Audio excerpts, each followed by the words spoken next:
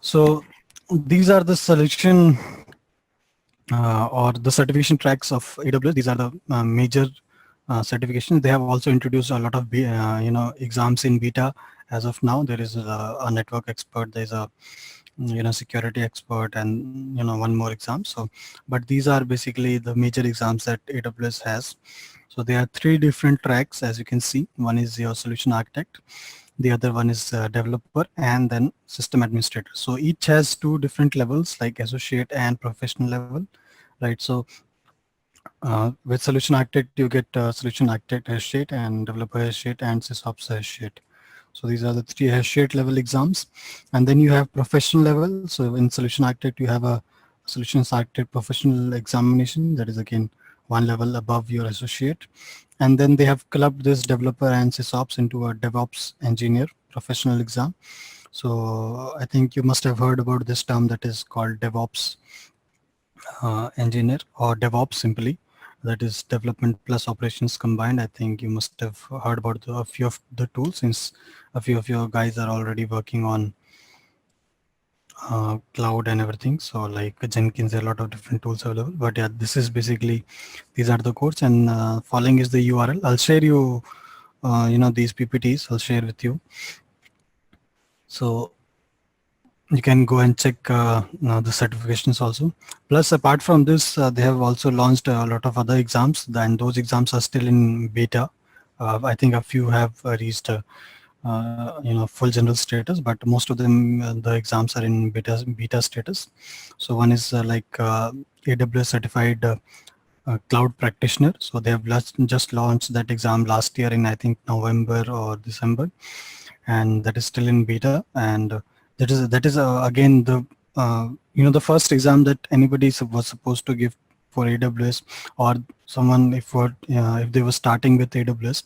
So they used to choose either solution architect or AWS certified developer associate. But now they have introduced this exam that is called AWS cloud practitioner. So you can give that exam also. That might be your first step or first certification into AWS, and that is, I think, much cheaper. That exam is much cheaper as compared to these sheet level exam. I think these sheet level exams are $150, and then that cloud practitioner that they have just introduced is $100. So that might be a starting step for you that you can also give. But this course is regarding solutions architect associate. So you can go to this URL, that is aws.amazon.com/certification, and you can check all the exam options that you have. I hope you're clear on this exam structure.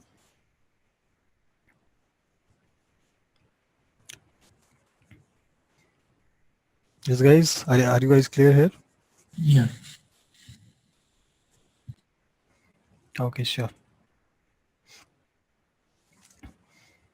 Okay, so prerequisites for this course, we don't need much, but again, since if you have a working experience and you have experience on different stuff, uh, especially regarding to infrastructure, then that would be a good thing. Like any Windows or Linux essential, a bit of knowledge about networking or virtualization, bit of storage. So if you have these, then maybe you can get into the groove quickly. But if not, that is not a big problem. We'll cover everything, most of everything.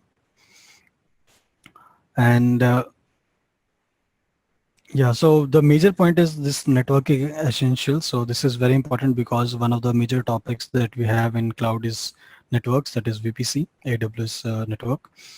And especially when you are designing your network and everything, you need your IP addresses and subnet, and you should know how to subnet a network. So that is very important. So if you guys know, how many of you have, I think one only said, I think Kavya said regarding networking. Apart from Kavya, anybody else who knows, not networking entire, but I just need, if you guys know IP subnetting and IP addressing and IP subnetting, that would be great. If not, then I'll have to take maybe a half an hour session on IP subnetting. So anybody, I think Kavya would know, but anybody apart from Kavya knows about networking? No. Okay, then I think we'll have to spend half an hour, no problem. We'll see about that. And yes, do sign up for AWS free account. There's a free account available from AWS. If you, I think, if you guys already know that, so you can go to aws.amazon.com/free, and then there's a free trial available for AWS, and then obviously just read about it. So there's only a few things that you can use in a free tier, not everything. Okay, so like for EC2 instances, the virtual machines you can only use of specific type of virtual machines, or storage like you get some 5 GB per month, and for EC2 750 hours of server time, and like that. So there are different options available for different services. So go ahead and go to aws.amazon.com/free. You will get register for your free account. It might take maybe 1 or 2 days to get activated. So it will ask for your credit card also. But obviously it will, I think, deduct $1 or 99 cents, I guess. And then obviously it will be refunded. So not a big problem. So do register. If you guys already have a AWS account, how many of you guys have AWS accounts? I have. I have Mahesh. I have Okay, Uday. great. So yeah, so few of you already have. So those who don't have, please go ahead and sign up for your AWS account, because I think if not tomorrow, then probably day after tomorrow you will definitely start, logging in and doing some hands-on lab, and you know doing our hands dirty. So let's go ahead, do sign up. Okay, so yeah, let's just get started with our course. This was just basic things that we just spoke about. So this is a question to all of you. So what do you think? I mean, this course is all about cloud and everything. So what do you guys think is cloud anyway? Anything that you want, anything that you know, anything that you think, you can just go ahead and put your answers across. Yeah, definitely one by one.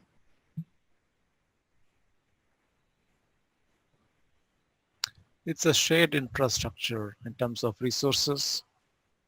Mm-hmm. Okay, shared infrastructure. Who was that? Yes, Uday here, sorry. Yeah, hi Uday. So yeah, you're definitely right. It's a shared infrastructure. Yeah, and anything else?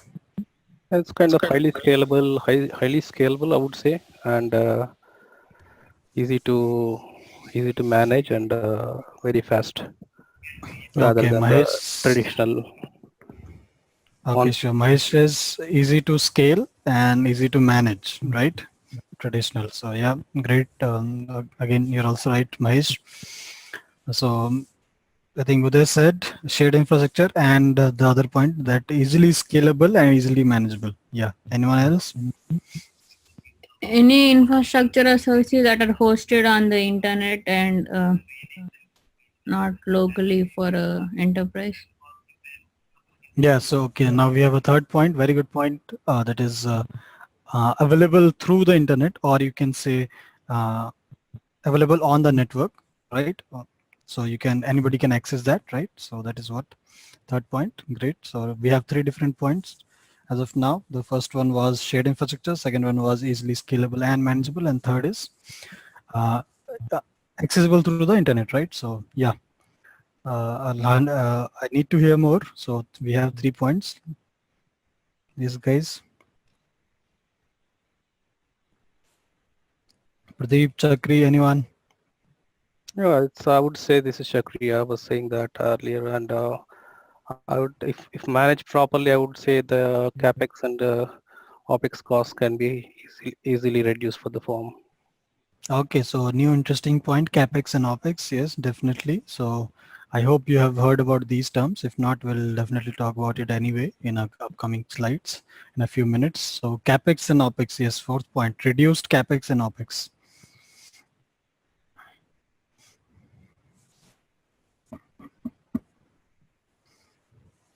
Yes, anyone else? Ajay, Avinash, Pradeep, I think you guys are still there. So any points from you guys? provide more storage than the local computers. Yeah, so storage, yes, definitely storage. You have vast majority of storage available than what you can afford, and definitely because as Chakri also mentioned, capex, right? So it will require a lot of capital expenditure from your side to get that much amount of storage. Yes, definitely. So it's a very good point. Storage. Uh, so we have, I think, if anybody else wants to contribute to this, whatever other guys have said.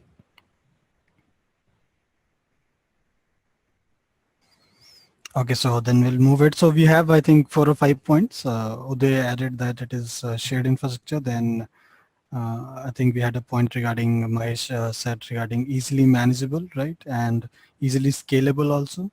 And then we had internet scalable or accessible through the internet. And then we had, I think, CapEx, reduced capital expenditure and operational expenditure. And finally, I think Avinash said that storage, it is shared storage, which is available in vast majority. So let's see what is basically cloud. I think you all are right in some way or the other.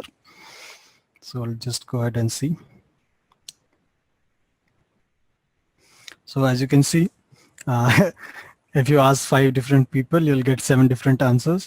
So I think you 5 or 6 people spoke and you gave, I think, 5 different viewpoints of what you think about the cloud. So this is what it is. So basically, because cloud almost covers a lot of things, it's not like only one this thing or that thing. So definitely people are still think that, okay, whatever they're using, maybe that is the cloud. So that's what.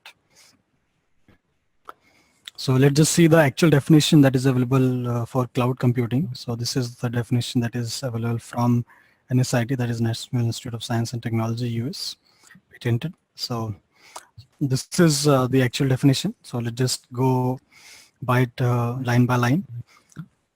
I'll read it and then I will try to, explain it. So as you can see, this is a model for enabling convenient on-demand network access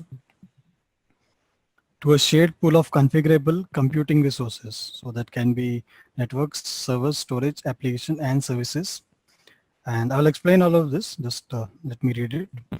And that can be rapidly provisioned and released with a minimal management effort or service provider interaction. So now a lot of you said a lot of things, right? So, and if you are, seeing this definition, maybe you can find whatever you said within this definition. So first of all, it is a model for enabling convenient and on-demand network access. So as someone mentioned regarding network access or the access through the internet, so you can see this is an environment that is available on demand. So whenever you need, that means through the internet. So on-demand network access.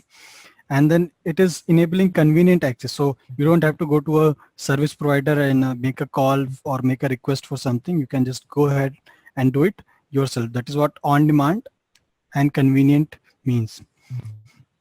So obviously it provides access, but it provides access to what? So it provides access to a shared pool of configurable computing resources. So someone also said that it is a shared infrastructure. I think Uday said that. So as you can see, so it is giving you an access to all the computing resources that is available, that are basically your network, your server, your storage, applications, and different other services. And also that can be all those services. So first of all, it is providing access or on-demand network access to different computing resources, right? And those resources can be rapidly provisioned, as someone also mentioned, I think scalable and manageable, right? So that can be rapidly provisioned and released with minimal management effort or service provider interaction. So that means that you don't have to go to your service provider. You can whenever you want, you can just go ahead and provision your resources and also manage your resources without any interaction with your service provider. But obviously, every now and then, if you need some support, you'll call your service provider if you're stuck somewhere or something, if you need any help. But as long as normal provisioning, deployment, and configuration goes, you don't need to go to your service provider. I hope you guys are okay with this definition. Any questions on this one?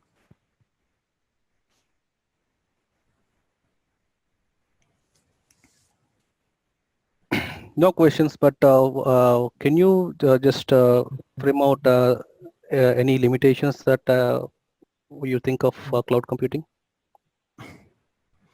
Yeah, sure. See, limitations depends because when you talk about limitations, you'll have to compare it with your, on premises, right? So whatever your on premises gives you, it is a totally different model.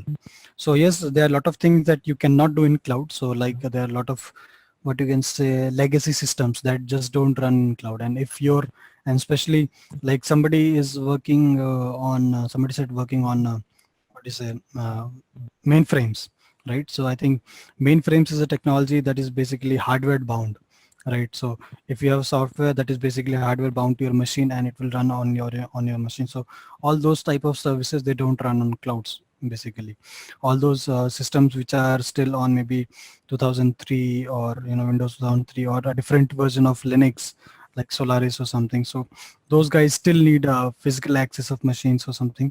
So those guys those applications cannot be put into cloud. And also there's a lot of what you can say concern about security in the cloud, right? So a lot of people talk about that it's not secure. So it's secure, it is secure, but it is only as secure as you want it to be or you make it to be.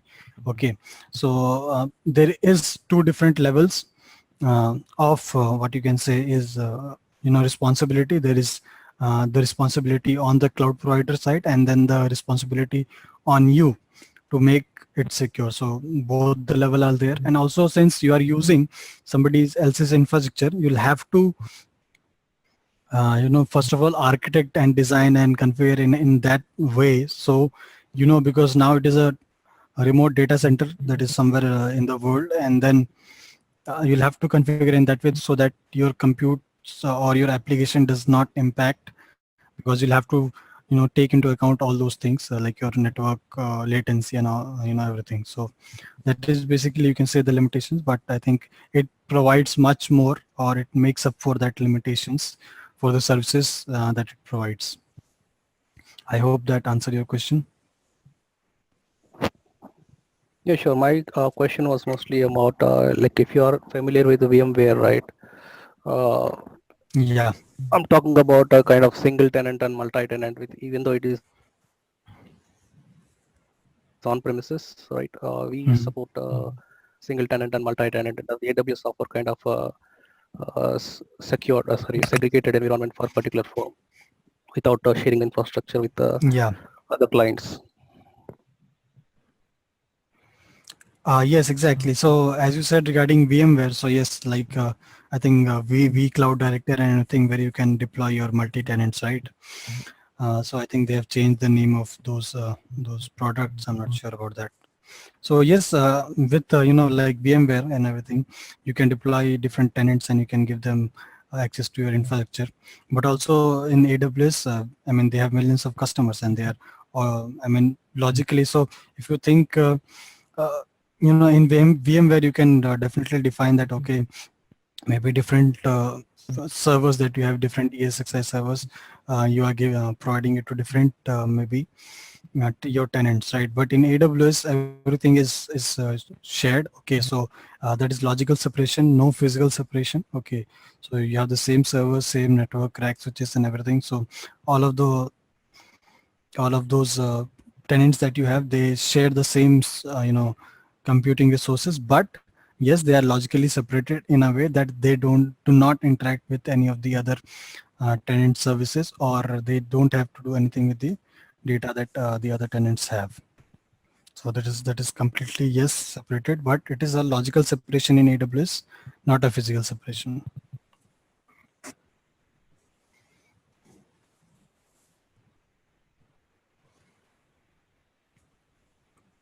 So anything else you want to know regarding that, or is that okay for now?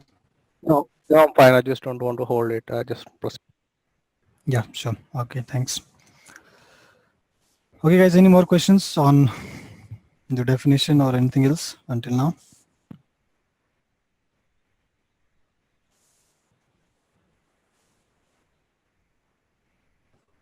Okay, I think I'll take that as a no. Let's just move ahead. So this is what we have with cloud computing. So we'll talk about it as we have discussed a lot of things. So basically there are 5 basic features that should be there in case you want to call your data center as a cloud data center, because as you know, end of the day, if you boil down things, it is basically a data center providing services, right? So that is what it is. So in case if you want to call your data center cloud, you have to have these 5 features, and this is again provided by NIST, patented. And then there are 3 different service model and 4 different deployment models. We'll talk about it. So let's just go ahead. Yeah, so as we discussed earlier also, if you talk to different people, they have different view of the cloud, right? And yes, they are all right, they're not wrong. So, but they have different solutions, they have different views regarding cloud. But obviously, as an industry, we needed to have one particular, model where everybody can relate to, and one particular standard which everybody can follow, so that they can also provide those solutions. So again, US National Institute of Standards and Technology, they provide all those definitions and features and standards. So let's just go ahead and see what are the 5 features that has to be there. So first one is definitely on-demand self-service. So on-demand self-service is very, very important. So for as far as cloud is concerned, so on-demand means whenever you need, you just go ahead, log in, and create your whatever services you need, whatever services your cloud provider provides. You can just go ahead and log in and create them at any point of time. So that is what on-demand self-service means. Second is broad network access. So as you guys have already mentioned also, so it is available through the internet. So anybody with a computer and a browser and an internet connection can go ahead and log in and use the services of the cloud. So that is why it is referred as broad network access. So that is it is available through the internet, and anybody can go ahead and use that. So that is why it is called broad network access. Then you have resource pooling. So again, this is from the cloud provider's point of view.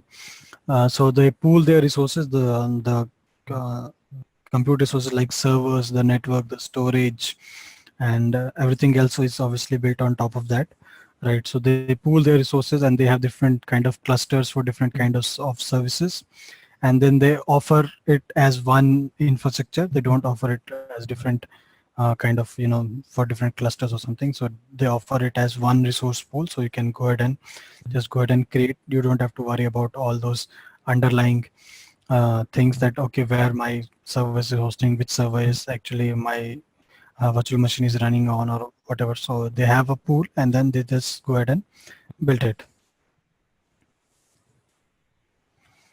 Then we have rapid elasticity. So rapid elasticity means, again, somebody mentioned easy to scale. So yes, so whenever you need, first of all, you can scale it up. If today you have 10 servers, right, and if you are growing rapidly, in a moment you can go from 10 to 20 to 50, even 100 servers. So the time to scale is very, very less. So you can scale as much as you want. Yes, there are definitely some limits, like from your subscription or something, some soft limits and some hard limits, but you can cross that. You can talk to your cloud provider and you can cross that. So time to market is very, very less. The time for configuring and deploying solutions on cloud is very, very less as compared to your on-premises. So this is again a very big selling point for cloud. So again, cost reduction. So one of the, again, major reasons for people going to cloud is, somebody again mentioned, that is called capex and opex. So what it means is capital expenditure and operational expenditure. So capital expenditure is basically, so whenever you are setting up any data center, or any of your servers, you want anything, so obviously you'll have to set up a data center. And to set up a data center, it is actually very, very costly. It's not cheap. First of all, you'll have to get a real estate either on rent, or you'll have to build on your own. Then you'll have to get all the equipments, right? So you'll have to get racks, your compute servers, your storage, your network equipments, load balancers, WANs, router, firewalls, and everything. Then you'll have to cable them. Then you have to have your power and cooling requirements, everything in place. So there's a lot of capital expenditure available that you'll have to spend. So capital expenditure means that before actually going live for business, before actually your products or your applications start working, whatever amount of money that you have put in already, for all of this, right? So that is what is capital expenditure. So there's obviously a huge capital expenditure if you want to build a data center and then configure your own services. And then obviously then there is operational expenditure, obviously the day-to-day expenditure that you have of your data center, right? The power and the cooling requirements and then the servers and everything. So obviously there is no capital expenditure that you'll have to face in when it comes to cloud. So the capital expenditure is totally gone. And then yes, obviously you have your operational expenditure as much as you run your servers or different services. So and whatever amount you run them for, you'll have to pay that. So that's again reduced capex and operational expenditure. So reduced expenditure basically. And then obviously time to market is less because you don't have to configure everything. And if you have experience, like some of you guys have experience with VMware and everything, but not I think for data center uh, you know setup. So especially your servers can set up in I think a week. You can set up the entire storage stack in a week, but the most time that takes is the network. So network is very, very cumbersome and very difficult task to set up in a data center. So it might take weeks or even sometimes months. So that is that what happens. And obviously if you're building one data center, that is the case. If you're building two or three for DRN purpose, so it just takes too much time. Then finally you have measured services. So obviously you have your control on your whatever you are building, and then obviously whatever you are configuring, whatever services you are using in the cloud. So if you're using your server, so for what kind of server you are using, what is the size, and for how much time you have run that server, right? Or any network equipments or any data services, the storage, like how much storage are you using, maybe 5 GB, 10 GB, 1 terabyte or whatever it is, right? So for each and every services that you are going to use in the cloud, each and every service will be monitored. So for how much time you have used that particular service, and each service has a different rate. So as per as the rate, you'll have to pay for that. So that is what is measured services. So these are the 5 basic features that you should have uh, in order to call your data center as a cloud. So any questions, guys, on this thing?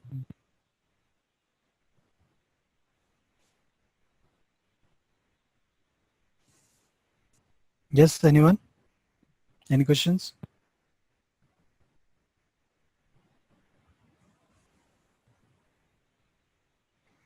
Are you guys able to hear me? Yeah, no questions. Sir. Okay, great. So I'll ask some questions then, no problem. So I just explained these 5 things, like on-demand broad network access. You have rapid elasticity, measured services, and resource pooling. So can anybody tell me what is rapid elasticity? Anyone? To quickly scale up the infrastructure, like the servers or whatever it is. Okay, great. Sure.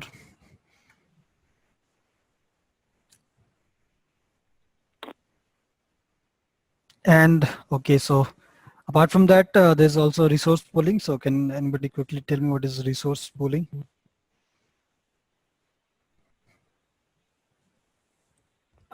The on-demand resources can be added on demand. I think the storage network, or whatever the additional things required, that can be added on demand basically. multiple Okay, Manish. resources can Yeah, be used as a thanks. package, and Sorry, what? multiple resources can be used as a package and delivered as a single service instead of multiple services. Yes. So yeah, you guys are right. So yeah, let's just move ahead. So we have just discussed about the different features of the cloud or your data center in case you want to call it as a cloud. And initially, if you see, we discussed regarding we have like 5 different features in service models and deployment models. So let's just get right into our service model. So this is what is basically known as the service model.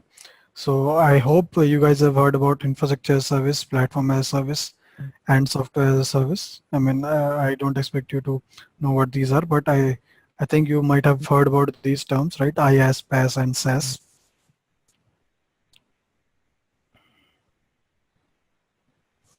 Yes. Yes, guys. Okay, I think some of you have heard about this. So let's just discuss. So again, when you talk about cloud, as we know that when you have your own infrastructure, when you have your own data center, you manage the entire data center by your own, and then you configure every resource and all those things. You have control over, all the equipments that you have, all the compute resources that you have. But in cloud, it's a shared infrastructure, and it is provided by someone else. So obviously, someone else is managing that up to one level, and then you are just using from some level onwards. So let's just go ahead and jump right into it. You can see with on-premises. So this is basically the stack that we have in our on-premises or anywhere we have this particular stack. So if you see, we have your network components, you have storage components, we have our physical servers, right? And then we have our virtualization layer, either VMware or any virtualization that you are using. Then we have our OS, right? Then we provide our OS, then any middleware that we have, runtime. Then finally, we put our applications on top of it after we configure all of these things. So in on-premises, we manage all of these things, right? Top to bottom, you configure your network, storage, servers, put up your virtualization, then configure your OS, whatever OS you need and all of those things. Then finally, you put your applications on top of it and then start running them. So uh, again, in on-premises, you manage all of it, and there is a lot of expertise required because obviously you need network guys, you need storage guys, you need server guys, your virtualization guys, and then finally your application guys also, right? So a lot of things are needed. But when you go ahead and go to cloud, the first thing that you can use is called infrastructure as service. So in infrastructure as service, what you get is you get up to the virtualization layer. Okay, up to this virtualization layer, it is managed by the vendor or the cloud service provider. So you don't have to think about or worry about the physical networking, the physical storage, the servers and everything. So you don't have to worry about how these are configured and how your routers and everything works, or how your storage, where your data is going to reside and how it is going to reside, what should be the redundancy, if any backup should be there and all those. So you don't have to worry about all of those things. Also not about virtualization, which virtualization you're using, either it is VMware or Hyper-V or something like that, or how you can go ahead and create virtual machines. So you don't have to think about all of those things. So the only thing that you'll have to think about is which OS do you need? You need a Windows OS, a Linux OS, an Ubuntu server, or anything else, whatever you need. Which OS do you need? And then from that OS, apart from everything on top of that OS, is now your responsibility. So you select the OS, okay, and then you install all of the, any runtime that you need. So if you're a developer, maybe you need some Java runtime available. And then finally, you try to build your application on top of it. So again, from the OS up to all the way up to your applications, now you are responsible. The vendor is not responsible for that. Okay, so even your OS patches and upgrading your firewall, your Windows firewall, or your normal firewall that you want to have, anything else that you have. So you are responsible. Again, as I previously mentioned, it is a shared responsibility model. So now your vendor is responsible for the stack that is until virtualization layer, and then now you are responsible for what is the OS and anything that is above that. So you'll have to make it secure and everything. So now moving on to platform as service. With platform as service, the vendor obviously manages until the virtualization layer, but also they manage the OS, middleware, and the runtime. So they are giving you the whole stack. So now in infrastructure service, you had to worry about the OS patching and upgrading and everything. But now you'll not have to worry about all of those things because they are providing and managing until the runtime environment. So you just have to worry about your application and your data. So this is basically for developers that use platform as service. So especially web application, all of that. So if you are a developer, like you are building a Java application or an Android app or an iOS app, so you need that particular framework so that you can develop your app on that, right? So if you're a iOS developer, you need that particular iOS framework. If you are a Android developer, you need that Android Studio and framework so that you can develop an app and debug it. So the vendor provides that runtime and framework, and then you just go ahead and deploy your or develop your applications. And then finally, you have software as a service. So with software as a service, you don't have to do anything. So the vendor does everything for you. So they manage everything from on the networking until the applications. They have developed the application and you're just using that application. So you just need to go ahead and have an internet connection, log into your browser and just register and start using it. So that is what software service all about. So to give you an example, let's start with your on-premises. So with on-premises, you know first of all buy all of these equipments and then configure it, and then let's suppose run your website, right?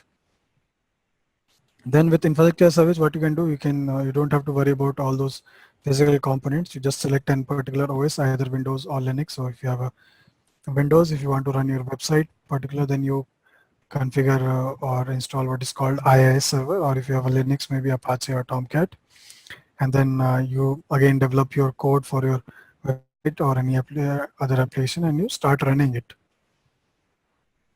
Now, if you use platform as service, again you don't have to install either IIS server on Windows or Apache or other Tomcat servers or Nginx servers. You just go ahead and deploy a web application, and then deploy your just add your code to that web application, and then you are good to go. So you don't have to worry about OS patching and upgrading all those firewalls and everything. You just go ahead and deploy that web application and put your code on top of it. And then finally, software service, again, you don't have to worry about anything. You just go ahead, register, and then start using the services. Like you can see Gmail, we use Gmail every day, right? And so Gmail is definitely a software service because the whole entire mail application is managed by Google. You don't have to do anything. You just go ahead and register for your account and start using it.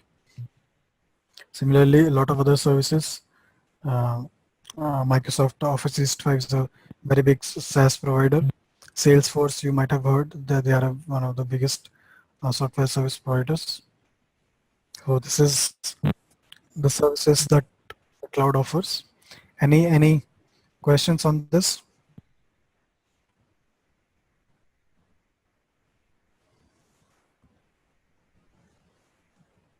So can you give an example for platform as a service? Yeah, sure. So platform as services, as I told you, it is basically for developers. If you want to develop any application, you go for platform as a service. So if you, what we do is, let's suppose as I gave you the example of a website. If you want to, develop a website for you yourself, okay, or for your company, what you do is basically, or a mobile application, let's suppose. So for mobile application to develop a mobile application, what you'll have to do is traditionally is, get an operating system let's suppose we are developing an Android application. So get your Java frameworks and everything, have Android Studio installed, and then finally start coding in your or start developing code for your application, mobile application. But with platform as service, you don't have to do any of those things.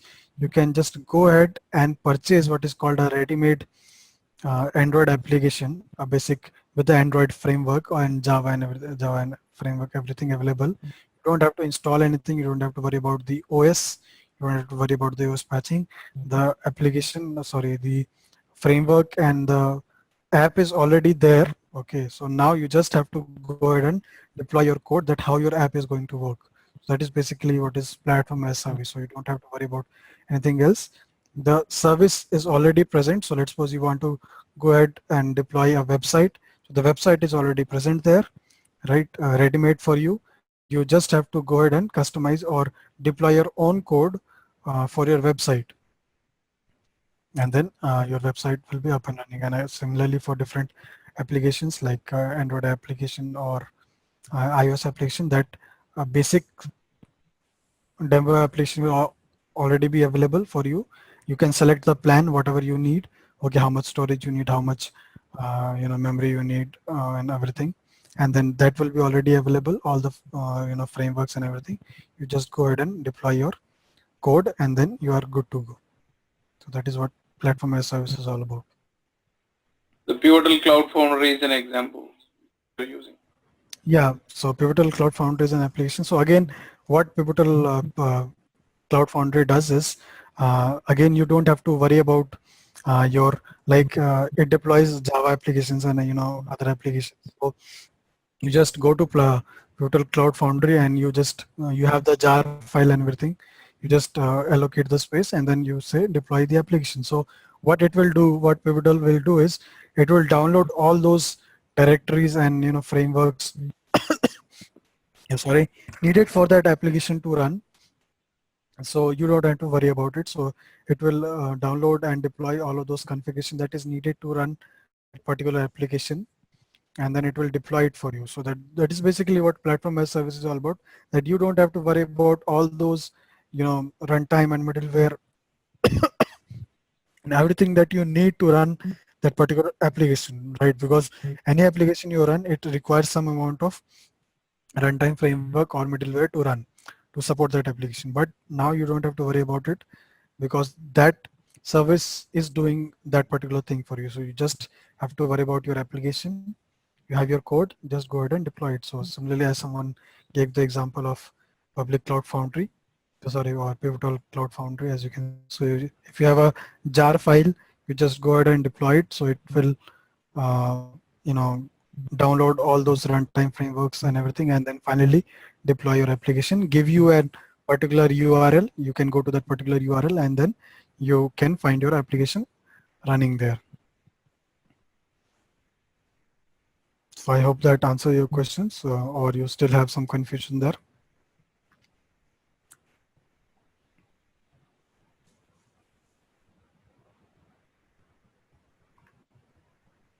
Yeah, Kavya, I think you asked that question, right? So does that answer your question? Yeah. Okay, great.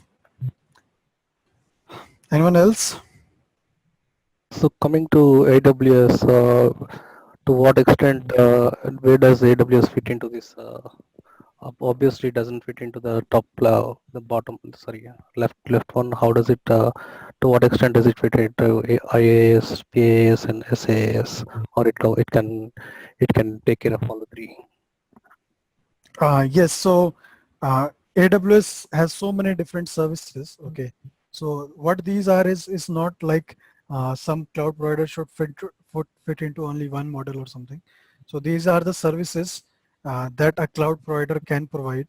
Okay, so their services can be infrastructure as service, can be platform as service, and can be a software as service also.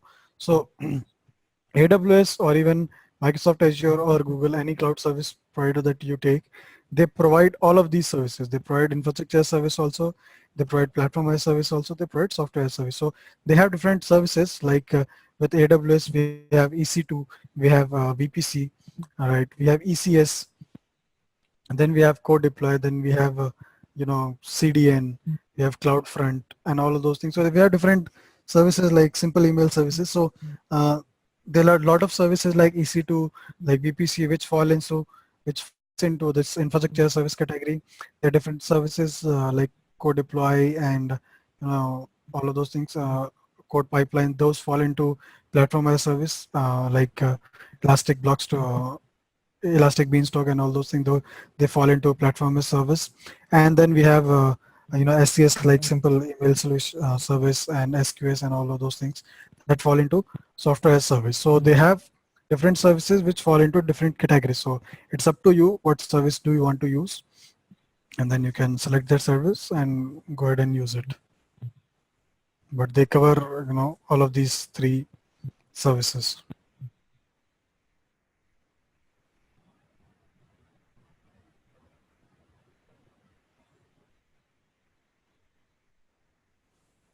Yes, guys, any questions? Any more questions on this?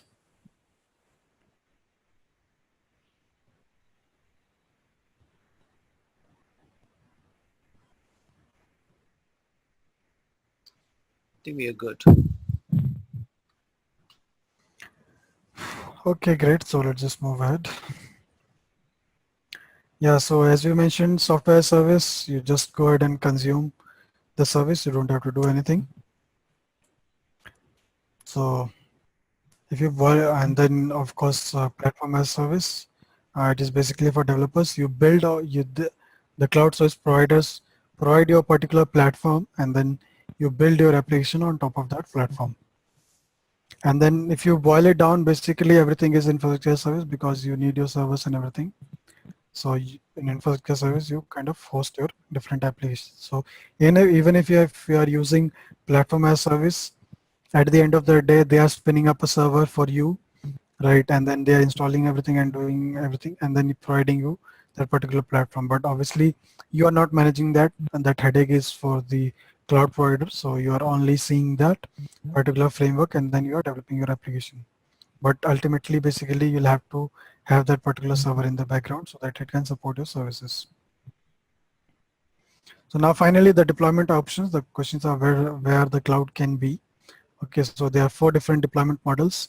So we have public cloud. So public cloud is again somebody who has built a data center and opened it for the entire audience and given them access through the internet. So that is what is public cloud.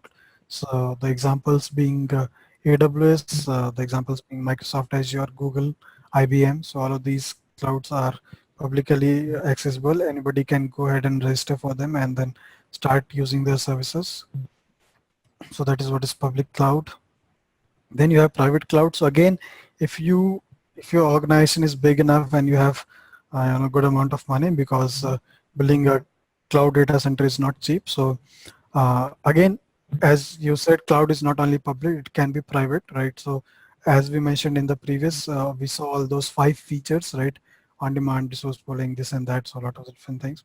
So if your data center has all those features, then you can call it as a cloud, and you can actually go ahead and deploy cloud in your own infrastructure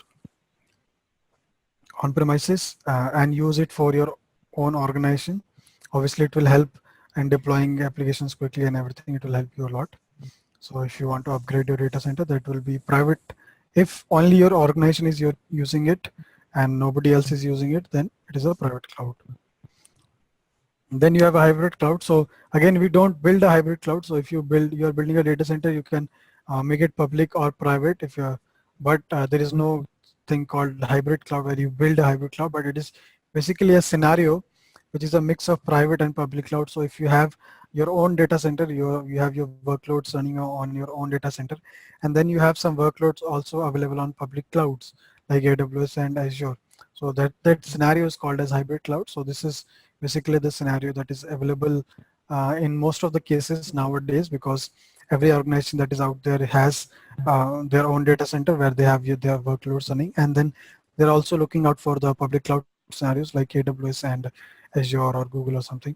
So basically this is the scenario most of the times.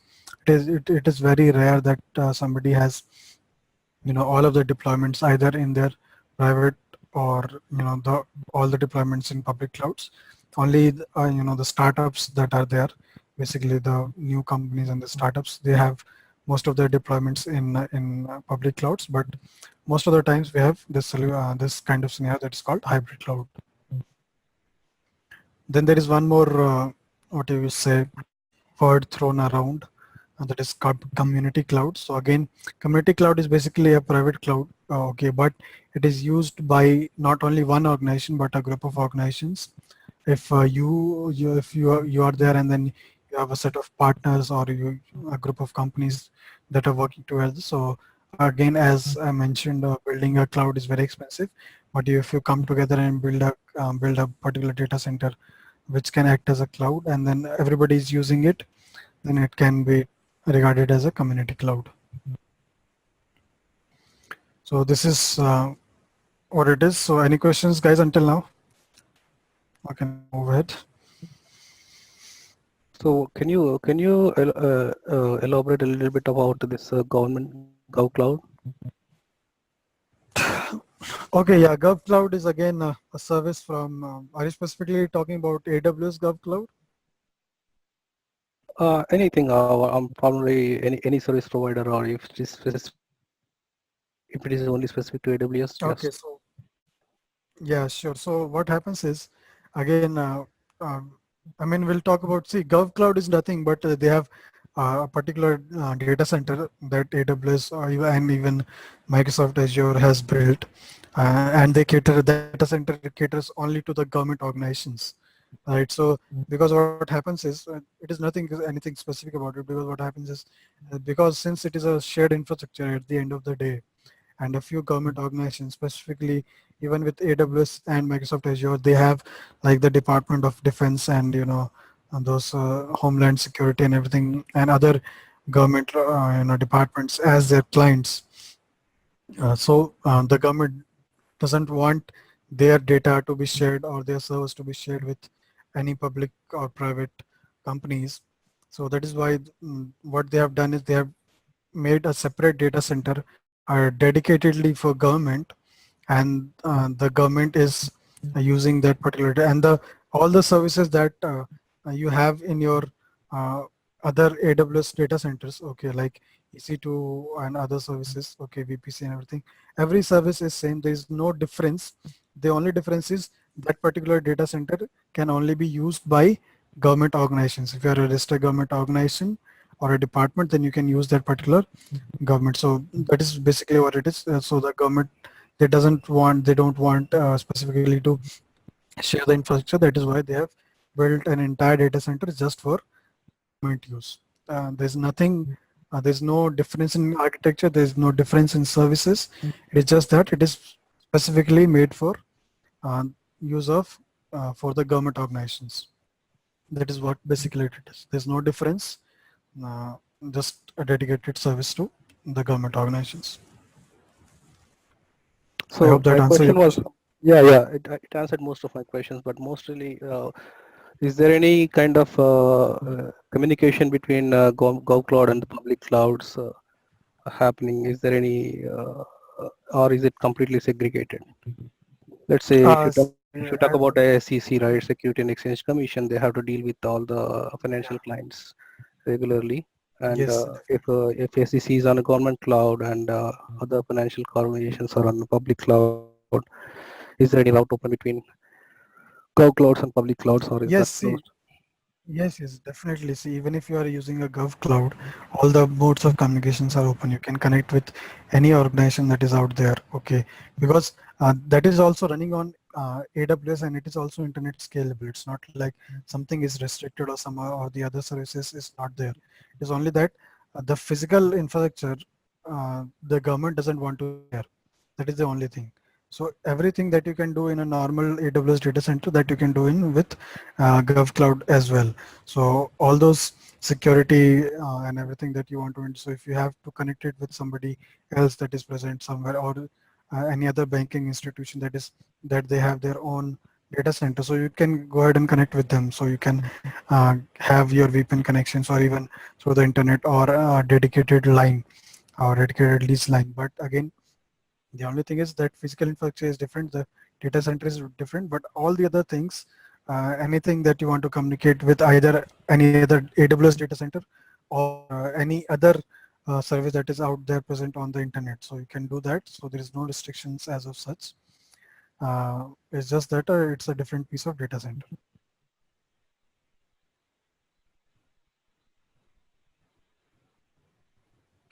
Okay, thanks. Okay, so let's just move it. Yes, guys. Anybody else? Anybody else has a question?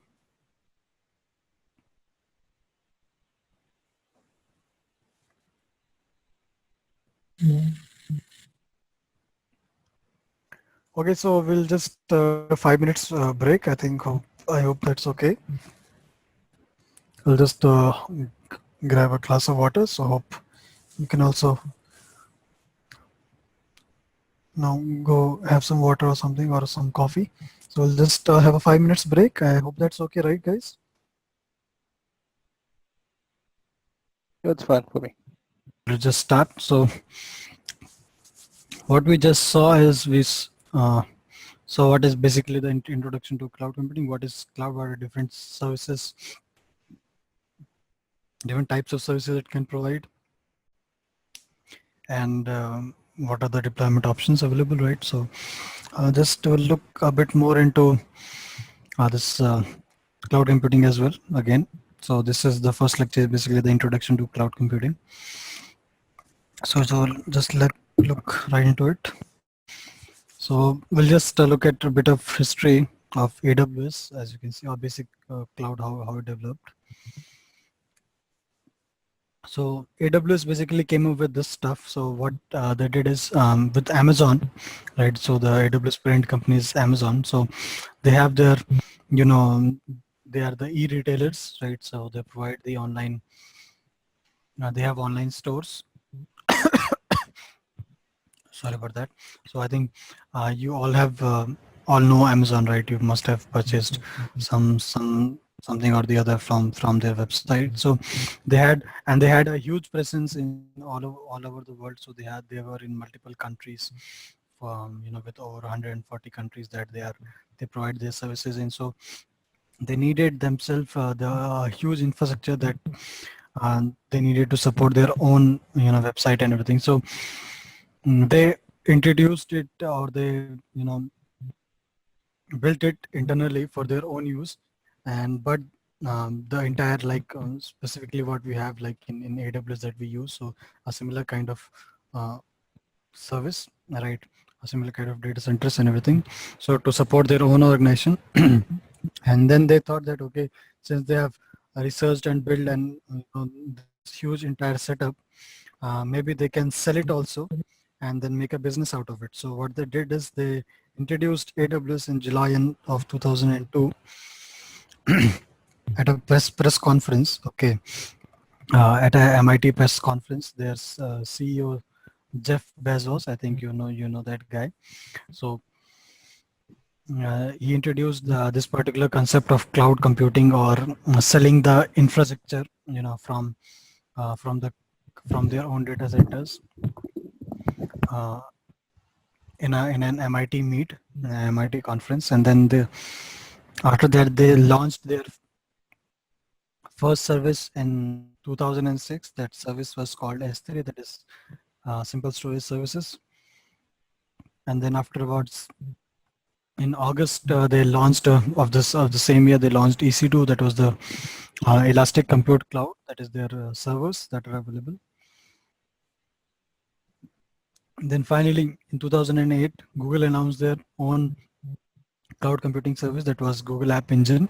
So obviously they validated this model of cloud computing, that yes, it has started and it is here to stay.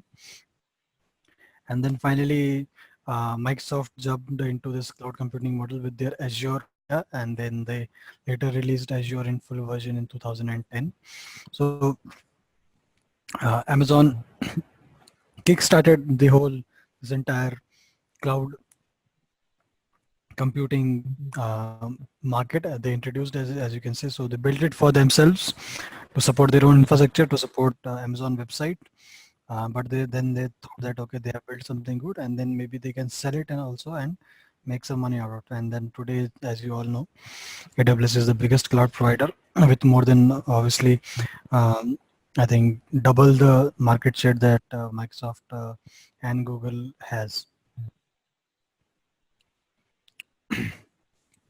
So there are different cloud providers present. So I think you might have heard, since all of you are working, you might have heard about the magic quadrants, right? So there's a company called Gartner which provides these magic quadrants of for in different area of fields for different businesses, right? So they provide this which services are the leader, which companies are the leaders in that particular space, which are the new entrants and everything. So they do a lot of research, and then they provide all of these information for you to look at. So in 2010, that is what is called magic quadrants, as you can see in the. Have you guys heard about this Gartner magic quadrant? I think you must have, because a lot of people of you are working for like 7 to 10 years or 5 years, right?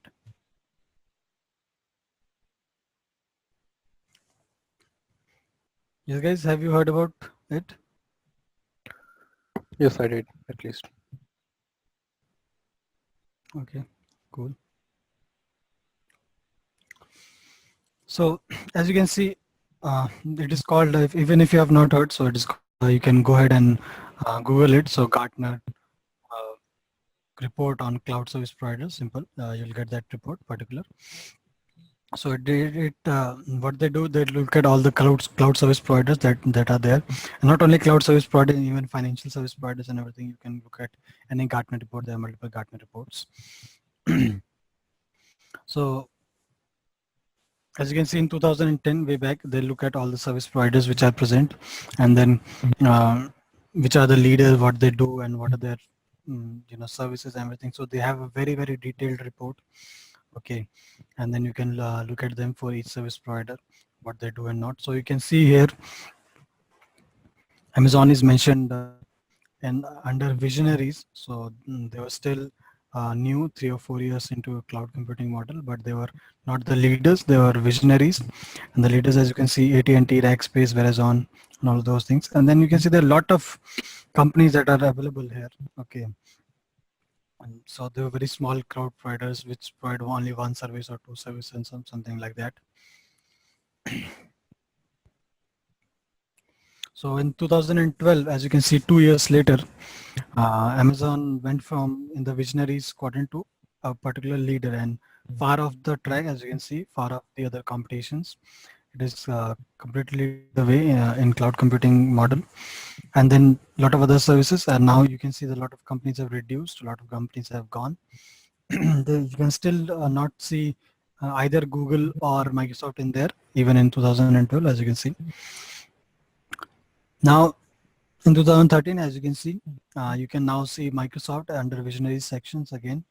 And then as you can see, a lot of companies are getting reduced and reduced because AWS and Microsoft, they have eaten a lot of space in cloud market space. So a lot of companies got shut down because of this. Again, in July 2004, as you can see, this picture is a bit blurred, but as you can see, Amazon Web Services and Microsoft are the complete leaders and dominant leaders in space of cloud computing. And you can see the Google here as a visionary, and IBM also. And this is 2016. And again, you can see AWS and Microsoft are way ahead of the pack, and they're just niche players. And then the competition is just feeding away day by day for these two giants of cloud space. So I think the last year's 2017 report I have not put in here. You can just go ahead and look at it. It's not different. So what is the change with cloud computing is with on-premises, what we used to do is we used to build everything, right? We used to build everything from top to bottom on our own, right? We used to get our space for the data center, then buy our servers and everything, then put our racks, configure it, cable it, get our power and cooling and everything, and then finally configure our servers when it is actually on and everything. So configure our servers, network, storage, everything, put it together, and then finally go ahead and use all those things and develop our application, and then finally use our applications. So that was a build and operate model. We used to do everything on our own. And then with cloud is basically a consume model, because most of the things are already there. You just go ahead and configure it. You don't have to worry about all those physical stack especially. So you just go ahead and use it, and then uh, it's a good model, right? You can reduce your time and everything, and you can just go ahead and build your applications right from the start. So with on-premises, we have a lot of different components that we have to take care of. Like we have our servers, we have our networking hardware, cables, storage, cooling, uh, different facilities, connectivity. We need different expertise, right? We need different expert teams. Like we need our network team, we need our, I think you already know all of that, right? Because you might have worked. So if you have worked in any infrastructure kind of environment, there's a different team for networking, there's a different team for Windows or Linux, there's a different team for storage. So let's suppose you are a developer and you need one extra server for your application. So what you do is you go ahead and talk to the infrastructure team. So what happens is before actually if someone is a server guy, he or a VMware guy, he will go ahead and try to deploy a server for you. But before that, he'll have to talk to a storage guy to release a particular storage or a part of storage, so that they can build on a server on top of that. So the storage guys will go ahead and cut a particular storage space from their existing pool of storage. And then finally, when you get the storage, the VM guys or the virtual machine or the virtualization guys will build a virtual machine for you. And then finally, they'll provide you the virtual machine after everything is set. And then now, since you have got the virtual machine or the OS, as you can see, so then only you can go ahead and start deploying your or start installing whatever you need, and then finally developing your application. So this is what happens. But again a lot of process, lot of lengthy process. I think those guys, I think a few of you guys are have worked on VMware, so I think you can relate to this scenario. So a lot of process, yes. But again, with cloud, you don't have to follow all of this. So as you can see, before and after. Before, a simple example, like if you want to build a cycle, you can go ahead and get individual components, maybe from a single store or from different stores, whatever you find. So your handlebars, your shoes, your tires, your chain rack, and everything, your gear lock, gearbox, seats. So you can get it from either one store or different stores as you want, and then you can put it together by yourself and then start riding. Or what you can do, you can simply go ahead and buy a full-fledged bicycle. So that is what the difference between your traditional data centers and cloud computing.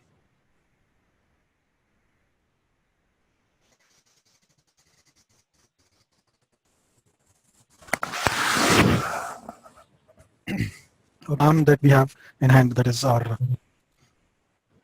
AWS solution architect has shared, is the major focus is on infrastructure as a service. Okay, so if you see the exam blueprint, you'll find that out.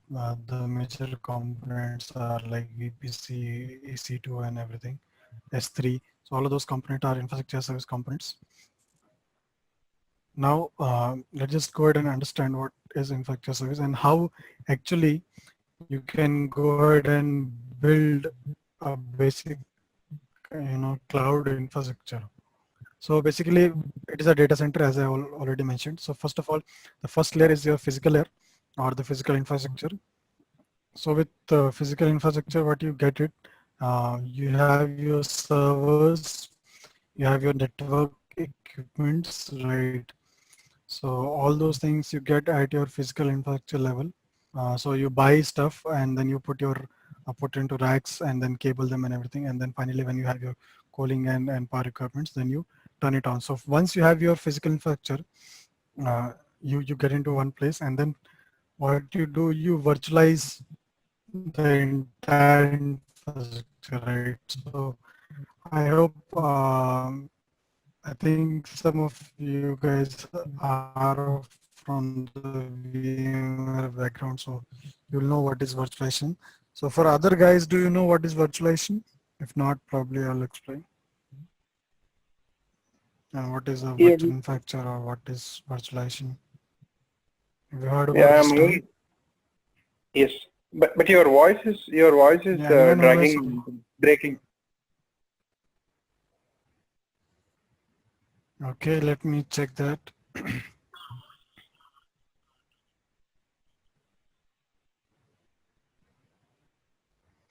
Okay, is it clear now?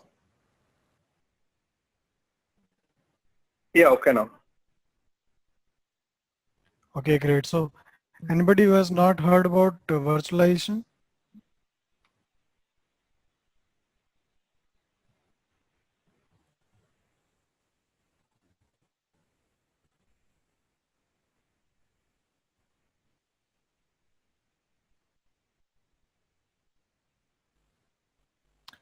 Okay, so I'll take that as a no. So I think you all know that what is a virtualization layer. So yes, after you have your physical infrastructure, what you do, you put a piece of software that is known as virtualization.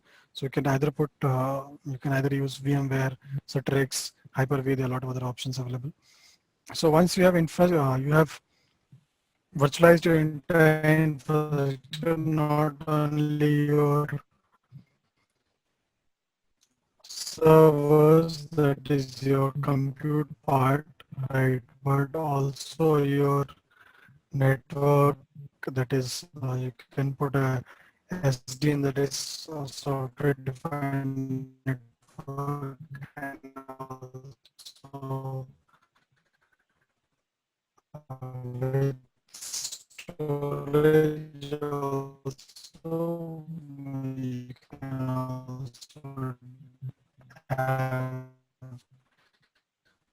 software defined storage.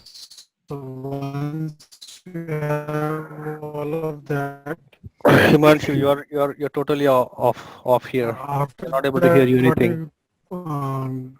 what you do is you put your management layer on top of. So this can be anything. Either you can build your party.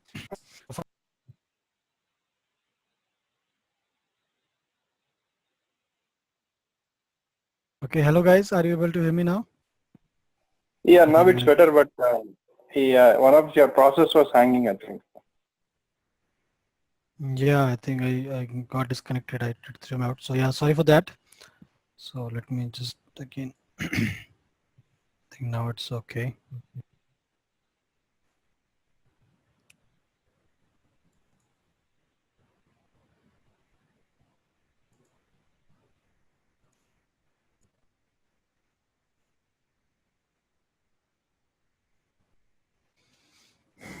Okay, so are you guys able to see my screen? Yeah. And the voice is clear now, right? Yeah. Okay, great. So let's just go ahead. So yeah, what I was explaining is we have our physical infrastructure, you put it in place, and then you have your virtual infrastructure. Okay, so you virtualized every layer of your physical infrastructure, that is your compute part. So you have your software defined compute, that is like your ESXi servers or Hyper-V or anything, and then you have your network also software defined, that is software defined network, and then you have your storage and everything. So you can put all three components in a software defined model. And then after that, what you do is you put up a management layer so that you can manage your own data center. So either you can develop your own management solution, or you can go ahead and buy a third party management solutions. Then finally, since if you are especially talking about a public cloud, you want to give the access to someone else, so there are a lot of users, right? So what you do is, first of all, you go ahead and build an identity and access management solution, right? So you can just right here, you can see. So with identity and access management, what you can do is, this is the component that is used to provide access to someone else to your own data center, and what actually what they can do, right? Authorization and authentication. First of all is authentication, the user authentication, and the authorization, what they can do with whatever the rights that they have. And obviously for your own data center management, you need your centralized management, integration and operation. So whatever monitoring, logging that you want to do, because obviously you have a huge data center, you want to monitor it and logging, because now there are a lot of services, a lot of people will be using. You want to know how much data center is utilized. If it is utilized too much, you need to bring in new servers and add it to the stack and everything. If something is not working, if some of the hardware has failed, all of those things you need. So you need a good centralized management solution, IT service management. So you put that in place. Then finally, what you have is basically two basic things, that is automation and orchestration. So automation is nothing but, as we all know, the basic day-to-day tasks that we do. We can script it, right? And then we can write scripts, and then we can automate those tasks. But when you talk about orchestration, that is one step ahead of automation, right? So let's suppose you want to build a virtual machine, right? So what we can do is, you want to build a server. So there's a workflow of that particular server, right? So first of all, what you can do, first of all, you'll have to select a particular image, what particular image you want. You either want Windows 2012 server or 2016 server, or you want a Linux server, or you want a Ubuntu server. So whatever OS image you want, first of all, fetch the image from the repository, right? And then go ahead and select the particular version of that particular OS. Which version do you need? Then after that, you can go ahead with the network information. What network do you need in? Okay, what is the IP address? Do you need a public IP address? Do you need a private IP address? Then what is the size of the virtual machine that you need, right? How much RAM, how much memory, how much storage, how much CPU, right? Then if you want to put any network restrictions or all of those things. So there is a particular flow, right? What is the username, username and the administrator password for that machine, if you want to give the administrator rights and everything. So all of those things. So there is a workflows for, so like for each step you can write an automation script. Like for fetching a particular image, you can write a script. For installing that particular image, you can write a script. But the entire workflow that you want there, that entire workflow that is there is what you call as an orchestration. So you design the entire workflow, and then the entire workflow is executed one by one, continuously, right? So whenever a user go ahead and wants to create a VM, he just have to go ahead and do it once, and then all the steps will be processed. So that is what is orchestration is all about. And then again, obviously you have your different solution like chargeback. So chargeback is whatever your users are using, you are logging in and you are checking that, and then everything has a price. Every different service has a different price. So according to that particular service, you charge them back, right? So again, you need capacity management, that how much efficiency your data center is running at. So if it is running more, if you're running out of server space and everything, you need to add more. Then change management also, you need to upgrade your systems from time to time, right? Patching and everything. So change management is necessary, lifecycle management, performance optimization. So these are basic things that you need in order to run your data center. Then finally, what you do is you provide a service catalog. So service catalog is nothing but a list of services that you provide, like to your customers, right? So simply when you go to a restaurant, you see the menu, right? So in the menu you see what all dishes they provide, right? So similarly, the service catalog is defined as the list of all the services that a cloud service provider is providing. And then finally, you provide a self-service portal. So that means basically a website So a user can directly come in and log in to your website, right, and then use your entire services. So you give a single portal or self-service portal to a user where a user can log in and just use the infrastructure that you have. So any questions? So this is actually how all these are all the components that basically you need to build a data center, and especially a cloud data center. So just wanted to show you what all is there from a cloud service provider perspective. So what are all things that are needed? Is there any questions on this?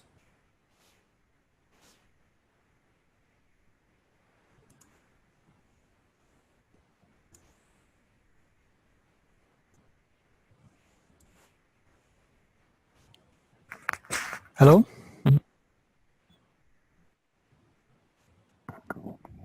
No questions.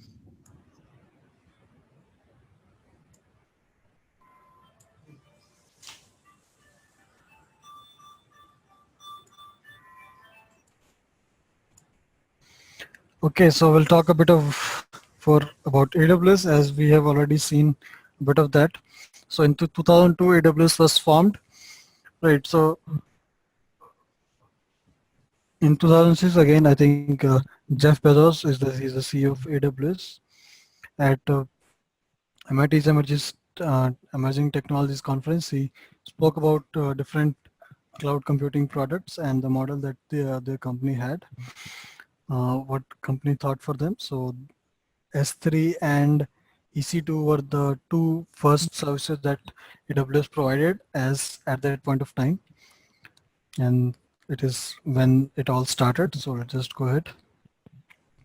So again, difference between your traditional and AWS is, again, to scale up, it is very tough to scale up in your traditional data center because you already have a lot of server which are running at basically almost good efficiency and good capacity, right? So if you want to quickly scale, again, you'll have to go ahead and buy new servers, again, put them in racks, configure them first of all, and then finally you can use them. So it will again take a lot of time. But with AWS, you have elastic services, like you can, whenever you want, if you have today like 10 servers, you can quickly go up to 20, 30, 40 servers. So in a very short amount of time. So that is the difference. That is what the benefit that AWS or even other cloud providers provide you. So in basically in your own infrastructure, since you are managing the entire infrastructure, basically you assume that the infrastructure is reliable and it will stick. But in AWS, you expect infrastructure failure. So that is why you design the infrastructure in such a way so that it can withstand failures, and even in terms of service failure, or servers not responding or something, it can still, the business can still run. So that obviously you design it in that particular way. So you need a lot of, again, as we spoke, very diverse technical expertise for you to run your organization, to run your own data center, because there are a lot of different things, network, storage, servers, and everything. But with cloud providers, you can specifically focus on your applications more and more, because you'll have to worry less and less about the infrastructure, that is underlying infrastructure, and you can just simply focus on your own application. Again, the next point is a very interesting point, that is the applications are unaware of infrastructure. So what basically it means is, so I think a few guys which are which have experience of working with VMware will know. So whenever you are creating any virtual machine for any team or any developer, you don't think about what kind of virtual machine and what kind of actual requirement they have. You just create the virtual machine with a required capability, like particular, like four virtual CPUs or 8 GB of RAM, or whatever the configuration is required, and then you just give it to them, right? So for every type of application, you are providing the same type of virtual machine. Obviously, only the difference is in the configuration of that virtual machines. But apart from that, it is coming from basically the same server. So that is the thing.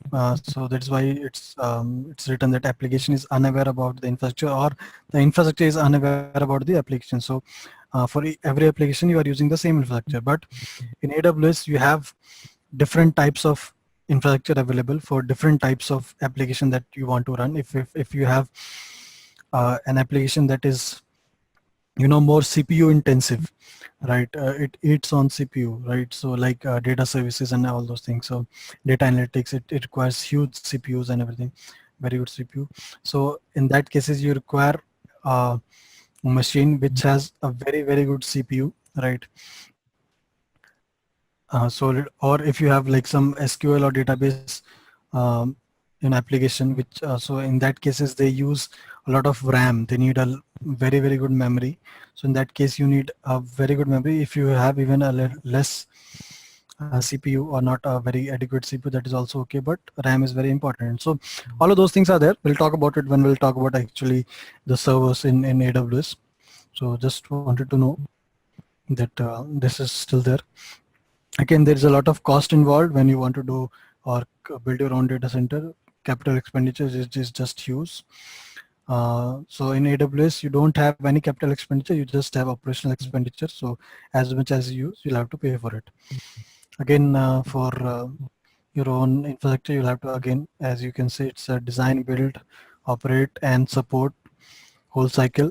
With AWS, you can just simply have your application running, and with obviously limited knowledge of infrastructure will also do. There's not much required, and obviously there is shared support of AWS as well.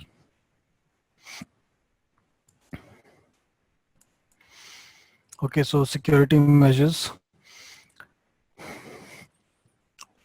So first of all, obviously, as I mentioned earlier, this is a shared security model, right? So AWS take care of some things and then you take care of some things. That is how it works. So first of all, physical access. So AWS has data center all across the world, right? So they have the data center in almost more than like 15, 16 countries and different regions. So again, those data centers are on like secret location. We don't know where it is. Yeah, where those data centers are, and obviously, a very few people have access to that physical access to that data center. Only their staff or whoever is configuring those servers and everything. And obviously, they have best-in-class data center security, video surveillance. So whatever you see, in your James Bond or your Mission Impossible movies, I think you might have seen those movies, and uh, they have very good infrastructure or security available. Yeah, I mean obviously they hack that security and getting, but trust me, here in AWS case, that is not the case, and the security, especially physical access, is very high, and it is very tough to get in there. Again, a servers and network infrastructure that they have is their hardware. Obviously, they have all the latest. I mean, we also use. I think if you guys have worked in any data center environment or something, you might have seen the servers that you might be using. Like your servers are what you can say, the blade servers or the rack server. Have you guys heard about the blade servers? Yes. Yeah, so there's a blade chassis with a lot of, so in the blade chassis, there's not only one server, so there's a group of servers available, okay, hardware components, so like 8 or 16, minimum 16. So it's a very powerful machine. So that is the best, I think, we see in our own data centers, okay. But if you talk about AWS, they have, I mean, world-class servers and network equipments. That is not, I mean, the blade server that we see in our data center is nowhere comparable to what they have. So if you go to, you can search in Google, that is called Open Compute Project. Okay, so all these big companies like AWS, Microsoft, Google, Facebook, that they have their huge data center all across the world. They have shared all of those things, that how they have built their data center and what equipments they have or what hardware and all those, they're continuously upgrading their hardware. So all of those details are available. So you can go and search Google on Open Compute project, and you'll see all of those things. Again, the hardware is refreshed, every time. So the failures, obviously the hardware failure happens. So the refresh cycle is there to avoid all of those failures. And obviously properly, the storage is properly decommissioned and always, so whenever, if you have your, if you are storing your data on any cloud, and then whenever they are decommissioning their storage, so they properly erase the data. So again, that is as per the compliance. If they don't meet the compliance, obviously they'll have to shut down their own services, and they have all the monitoring and everything available for their data center. Okay, so the security certifications and compliance. So again, for a lot of different kind of businesses, you need a lot of different compliance, right? Like for any credit card based system or any payment based system, if you are applying any payment based system for your website or anything, you'll have to be PCI compliance, right? The payment card industry compliance. So in that case, you need that, or healthcare industry like HIPAA compliance, FEEPS. So there are a lot of, so especially for financial organizations and everything, PCI is a very, very big standard. HIPAA is a very big compliance standard.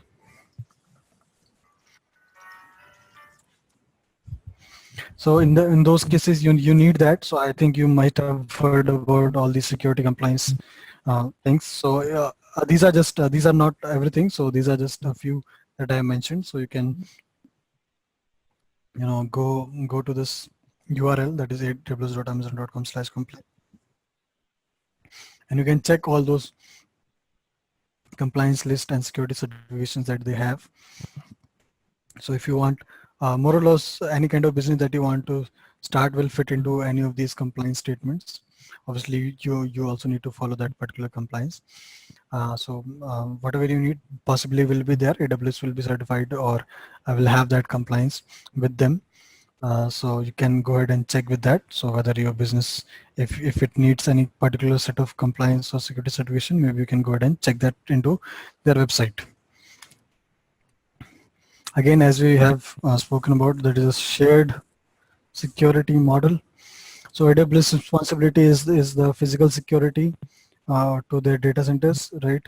The virtual host security, the virtual host means the physical machine that they have or the virtual machine that they have, right? The storage security, so that nobody has access to your storage apart from you.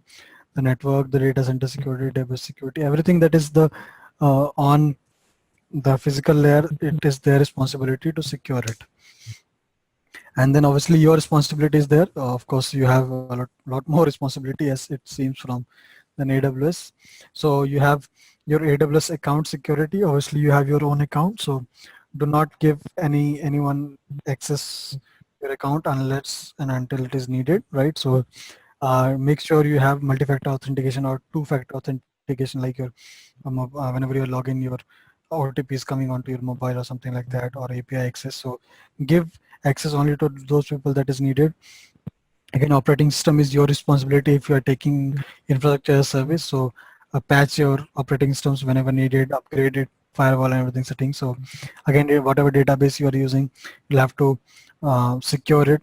Okay, give access to anyone only who is needed. Application, obviously you will be configuring the application. So all those basic security features that you want, you will have to apply on your applications, everything. Again, data encryption is very, very important. So a lot of data that is coming or you are interacting with the public cloud will be through the internet or via internet. So make sure that you have your encryption enabled and on, so that it is again a best practice, right? Authentication, you'll have to provide the authentication mechanisms what you need. Obviously network integrity, so whenever you are going through the internet, you'll have to worry about all those threats. So make sure you have like something like VPN or any kind of encryption in place, or a leased line or something, so that your data can be safe while traveling through the internet. So you'll have to put everything in practice. So again, it's your responsibility to make your own cloud secure, right? So as much as you want, you can make it secure, So there's no restrictions. So use all the best practices that are available and make sure that it is secure and safe.